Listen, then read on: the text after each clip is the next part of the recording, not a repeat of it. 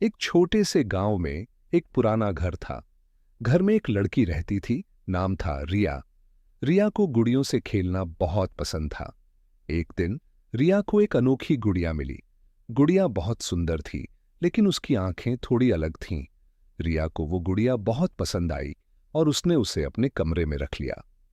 उस रात जब रिया सो रही थी, तो उसे अजीब आवाजें सुनाई देने लगीं। उसे लगा कि उसके कमरे में कोई चल रहा है, लेकिन कोई नहीं था। उसने गुड़िया को देखा और ऐसा लगा कि गुड़िया की आंखें उसे देख रही हैं।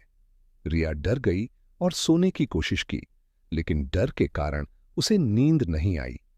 अगली सुबह रिया ने गुड़िया के कपड़े बदलने की कोशिश की। जैसे ही उसने गुड़िया के कपड़े खोलने की कोशिश की, गुड़िया ने उसे काटने की कोशिश की। रिया डर कर पीछे हट गई। उसने गुड़िया को एक बक्से में बंद कर दिया, लेकिन वो गुड़िया के श्राप से नहीं बच सकी। रात में फिर अजीब आवाजें आईं और रिया ने गुड़िया को बक्से से निकला हुआ देखा।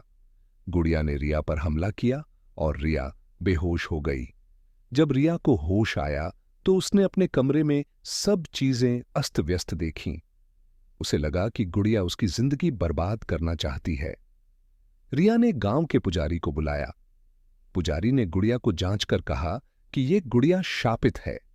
पुजारी ने गुड़िया को जलाने का उपाय बताया। रिया ने गुड़िया को जला दिया। गुड़िया के जलने के बाद सब कुछ सामान्य हो गया। रिया को गुड़िया के श्राप से मुक्ति मिल गई, लेकिन वो डरावना अनुभव वो कभी नहीं भूल पाई। गुड़िया के श्राप की कहानी आज भी गांव वाले याद करते हैं और गुड़ियों से खेलते समय सावधानी बरतने की सलाह देते हैं।